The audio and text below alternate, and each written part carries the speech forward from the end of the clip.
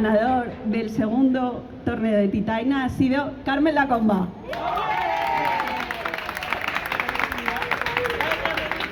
Receta. Con la FED. Con la receta de la fe con siempre.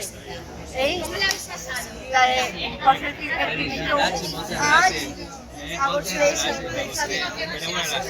Sí, sí. Claro. Diga, Carmen, diga. Diga.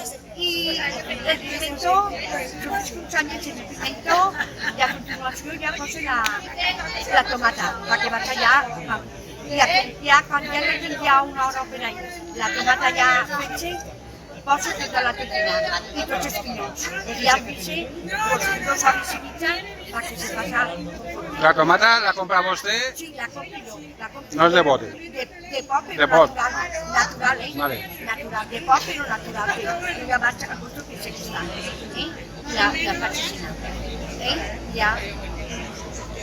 Ja ha guanyat. Dos i mitja, lo mínim, perquè vaig a tragar-se de la tomata, va començar, i ja se queda tota, i com ja no hi ha la feina, ja agafa tot el que Pues molt bé, moltes gràcies i felicitats.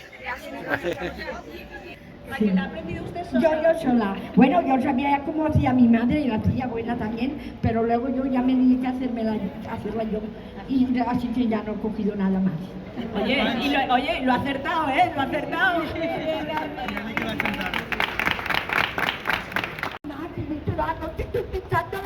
I diu, m'ha pillat la Carmen, diu, mira la yaya que se va a ir, diu, tu yaya también que ganes, pero que gane yo. Bueno, pues aquí os decimos que vamos a invitar a Carmen y a su familia a tomar la Titaina aquí.